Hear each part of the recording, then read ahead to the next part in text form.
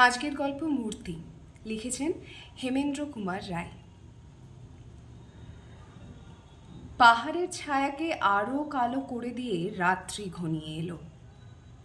আঁকা বাঁকা পথ দিয়ে একদল যাত্রী এগিয়ে চলেছে। গরম পোশাকে সকলের আপাদ মস্তক মোড়া, কারণ কনকনে ঠান্ডা বাতাস হু হু করে দীর্ঘশ্বাস ছাড়ছে। একে ঘন কুয়াশা আর তারপরে আবার রাতের অন্ধকার। তবু তারই ভিতরে কোনো রকমে চোখ চালিয়ে দূরের সরাইখানার মিটি মিটি আলো দেখে পথিকদের ক্লান্ত শীতার্ত মন খুশিতে ভরে উঠল। খানিক পরেই সকলে সরাইখানার দরজার সামনে এসে হাজির হলো। যার সরাই সে বেরিয়ে এলো।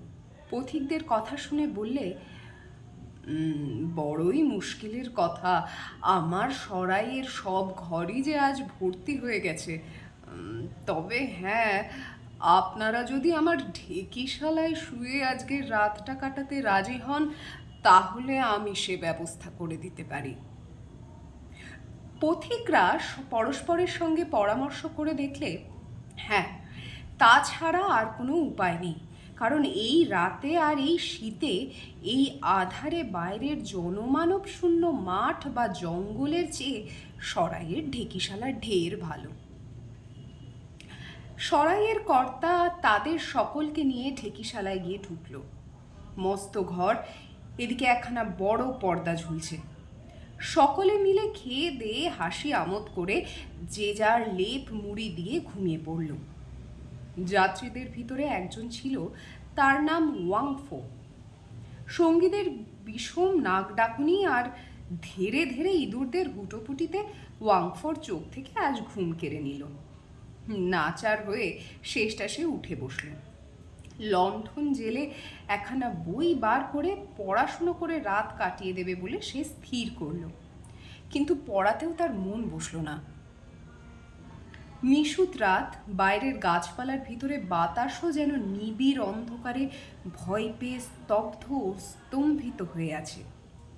অত বড় ঘরে ওয়াংফোর ছোট্ট লণ্ঠনটা টিমটিম করে জ্বলছে।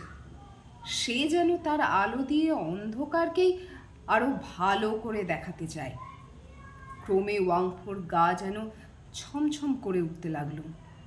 তার মনে হলো ঘরের ওদিককার অন্ধকার যেন কি ভীষণ, আমায় ধারণ করবার চেষ্টা করছে। অন্ধকার যেন পাক খাচ্ছে, ধরফর করে নড়ছে। হঠাৎ ওয়াংফোর আবার মনে হলো পর্দার পিছনে যেন কাঠের কি একটা মড়মড় করে ভেঙে গেল। তারপরে পর্দাখানা একটু দুলে উঠল। তারপরে আবার সব নিঃশ্বাস। এসব আবার কি কাণ্ড! ওয়াংফো আর বই পড়ার চেষ্টা করল না। আড়ষ্ট হয়ে পর্দার পানে চেয়ে রইল, খালি চেয়েই রইল। তার চোখে আর পলক পড়ল না। পর্দাখানা আস্তে আস্তে একটু করে উপরে উঠল এবং তার পাশ থেকে বেরিয়ে এলো একখানা রক্তহীন হলদে হাত। তারপর কি যেন ছায়ার মতো একটা কিছু বাইরে বেরিয়ে এসে দাঁড়ালো। সে যেন বাতাস দিয়ে গড়া কোনো এক মূর্তি। ওয়াংফোর গায়ে তখন কাঁটা দিয়েছে, মাথার চুলগুলোও যেন খাড়া হয়ে উঠেছে। সে চেঁচাবার চেষ্টা করল, কিন্তু পারল না। কিন্তু তার হয়ে বাইরের থেকে একটা প্যাঁচা চ্যাঁ চ্যাঁ করে চেঁচিয়ে রাতের আধারকে চিরে যেন ফালা ফালা করে দিল। ধীরে ধীরে সেই বাতাস দিয়ে গড়া মূর্তি স্পষ্ট হয়ে উঠল। ওয়াংফো তখন দেখলে পর্দার সামনে দাঁড়িয়ে আছে একটা স্ত্রীলোকের মূর্তি। মূর্তিটা ঘরের চারিদিকে একবার চোখ বুলিয়ে নিল। যাত্রীরা পাশাপাশি শুয়ে নিশ্চিন্ত হয়ে ঘুমাচ্ছে। কে যে এখন তাদের ক্ষুধিত দৃষ্টি দিয়ে দেখছে সেটা তারা টেরও পেল না। মূর্তি পায়ে পায়ে এগিয়ে এলো। তারপর যেন একজন যাত্রীর মুখের কাছে হেঁট হয়ে পড়ে কি যেন করলে তা কিছুই বোঝা গেল না। মূর্তি দ্বিতীয় যাত্রীর কাছে এসে দাঁড়ালো। তার চোখ দুটো দপ দপ করে জ্বলছে এবং মুখখানা এক ভয়ানক হাসিতে ভরা। মূর্তি আবার হেঁট হয়ে পড়ল এবং দ্বিতীয় যাত্রীর টুটি কামড়ে ধরল। ওয়াংফো আর পারল না, বিকট চিৎকার করে উঠে দাঁড়ালো এবং তীর বেগে দরজা খুলে বাইরে বেরিয়ে গেল। পথ দিয়ে ওয়াংফো চিৎকারের পর চিৎকার করতে করতে ছুটতে লাগলো। তার সেই কান ফাটানো চেঁচানির চোটে গায়ের ঘরে ঘরে সকলের ঘুম ভেঙে গেল। কিন্তু এত রাতে বাইরে এসে কেউ যে তাকে সাহায্য করবে, গায়ের ভিতরে এমন সাহসী লোক ছিল না। ছুটতে ছুটতে এবং চেঁচাতে চেঁচাতে ওয়াংফো একেবারে গায়ের শেষে গিয়ে পড়ল। তারপরেই মাঠ আর জঙ্গল।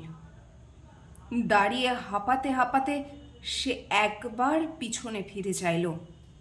দূরের গাঢ় অন্ধকার ফুঁড়ে দুটো জলে আগুনের ভাটা বেয়ে এগিয়ে আসছে, ক্রমেই তার দিকে এগিয়ে আসছে। ওয়াংফো আর একবার খুব জোরে আর্তনাদ করে অজ্ঞান হয়ে গেল।